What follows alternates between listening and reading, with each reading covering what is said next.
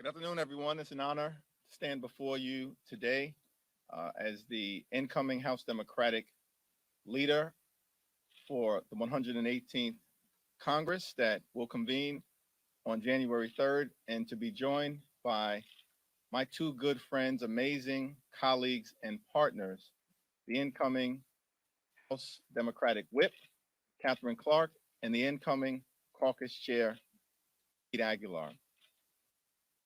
Let me first begin by just expressing my heartfelt thoughts and prayers for the family of Don McKeechum, tragically passed away. The House Democratic Caucus is a family, and Representative McKeechum was an incredibly important part of that family, and he will be deeply, deeply missed. I also want to convey my thanks to Speaker Nancy Pelosi, an extraordinary speaker for the ages, who has delivered so much for so many over such a significant period of time. Our caucus is better, our country is better, the world is better because of Speaker Nancy Pelosi's incredible leadership. I also want to thank our current House Majority Leader, Steny Hoyer, and our current House Majority Whip, Jim Clyburn, for their incredible friendship, mentorship, and support for all of us along this journey from the very beginning of our arrival in the Congress. We stand on their collective broad shoulders, building upon the incredible work that they've done, excited about the opportunities to advance the ball for everyday Americans as we move forward into our future. I was born at Brooklyn Hospital, raised in Crown Heights by my two parents who were public employees, a caseworker, and a social worker in a middle class, working class neighborhood in the midst of the crack cocaine epidemic in the 80s into the early 90s. I'm thankful for them, thankful for their love, support, and prayers throughout the years, throughout my journey into adulthood and my journey as a public servant. Growing up in that Crown Heights neighborhood, first member of Congress I was ever aware of was the Honorable Shirley Chisholm. And I eventually was able to be elected to represent many neighborhoods in Brooklyn that she formerly represented. And so it's with particular reverence for her that it was communicated to me earlier today that this actually is Shirley Chisholm's birthday, 98 years ago. I stand on the shoulders of people like Shirley Chisholm and so many others as we work to advance the ball for everyday Americans and get stuff done. Because that's what Democrats do. That's what our record says. Each and every day, House Democrats committed to fighting hard for working families, middle-class folks, those who aspire to be part of the middle class, young people, seniors, immigrants, veterans, the poor, the sick, the afflicted, the least, the lost, and the left behind. House Democrats fight for the people.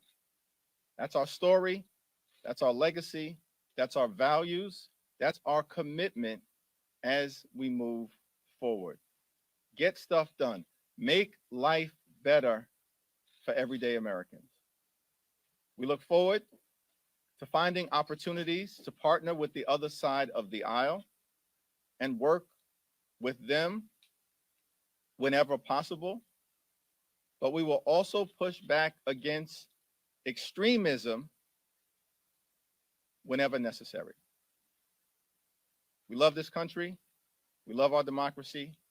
We love the Congress and the House of Representatives, the institution designed to be the closest to the people. And we're going to fight hard each and every day we have this honor to serve in Congress to deliver.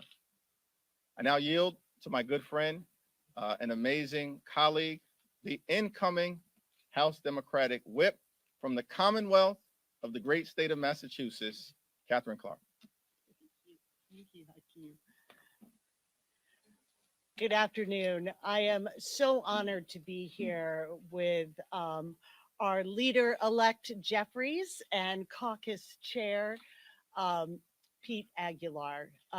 It is truly humbling to be the next whip for the 118th Congress and to get to do it with such an incredible team. And as Hakeem referenced, we as a team and as a caucus reflect the diversity and the strength of the American people. And that is where we are able to come together around shared values and reflect back to American families that they are the priority. They are who we will bring to the leadership table with us. Their stories, their challenges, their victories, and solutions for what they are facing.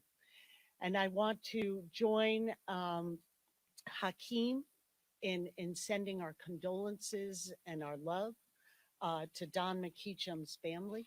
He will be sorely missed in our caucus, a absolute tireless advocate for environmental justice and justice in everywhere in this country. And I'd also like to thank our incredible, iconic speaker, Nancy Pelosi, and leader Steny Hoyer for their service to this caucus, to the American people, and for their continued friendship and guidance. And our message today to the American people is very simple. House Democrats are ready to work for you. And in the last 2 years, under the leadership of President Biden, we were able to beat back a pandemic, get vaccines in arms, get schools reopened, bring back our small businesses. Then we passed the Climate Action Bill that was the largest in the history of our country. We saved the childcare sector. We created 10 million jobs. We passed the first gun reform bill in 3 decades. We lowered healthcare costs for seniors, and we defended women's rights and refused to let them become second-class citizens. And together, that's how we were able to defy political gravity and have this historically close margin in the House. And the Republican agenda appears to be to continue to divide us, to get power through division by turning neighbor on neighbor. But that is not what this caucus is here to do. It is not what the American people want. American people want solutions. It is not just Democratic families that are struggling to afford childcare and health care. It is not just Democratic families who are struggling to afford housing. It is not just Democratic women who want freedom to make their own decisions about their bodies. And it is not just Democratic families who want clean air to breathe and clean water to drink. So we are going to come together as a caucus. Our door is open for any member from across the aisle who wants to get to work for the American people. And if they want to divide, if they want to obstruct, if they want to have political theater instead of finding those solutions the American people want, then we will be here to oppose. But today is a day of transition and hope and a renewal of the shared values of our caucus. And I am so pleased for the first time to be able to turn the mic over to our caucus chair, Pete Aguilar. Thank you so much, Madam Whip. Do I wait until next year to start that? I'm just going to do it. I'm just going to do it now. Thank you so much to my good friends, Catherine and Hakeem. And you guys know that when we say those terms, we don't always mean it, but it's absolutely true. These are good partners, good friends, and I look forward to working with them in the years to come. Everything that Leader Jeffries and Whip Clark stand for is exactly what the Democratic caucus has been advocating and will continue to protect individual freedoms, health care. Those are going to be the things that we continue to support and that we continue to push back on the other side as they attempt to erode the agenda that we have accomplished over the last few years. It's not lost on me what my election means for my community, for the Latino community. Being a kid from San Bernardino, having an opportunity to help guide this caucus is a great responsibility, and I don't take it lightly. What we're fighting against is this MAGA extremism. And we heard loud and clear this election from the American public that they want us to work to get things done for them. They want us to reduce the costs that they have, and they want us to stamp out extremism in every form. And so that's going to be our mandate. Unfortunately, there's folks who, on the other side of the aisle, who go to white nationalist conferences and come from the most far right corners of the country. And we're going to have to continue to push back against those ideas as well. And every time that the other side pushes these theories, these dangerous theories, we're going to have to hold them accountable to the American public. As the Republicans turn to extreme partisanship and the circus of trying to elect a leader, what you've seen here is this transition. The energy in that room was amazing. For a group that is going to be in a very thin minority, the energy of our caucus was handshakes, high fives, and hugs as we transition. That's the legacy of Nancy Pelosi, Steny Hoyer. And that's what's going to be important moving forward. While Kevin McCarthy is auctioning off real estate and square footage for every vote he can, we're united together.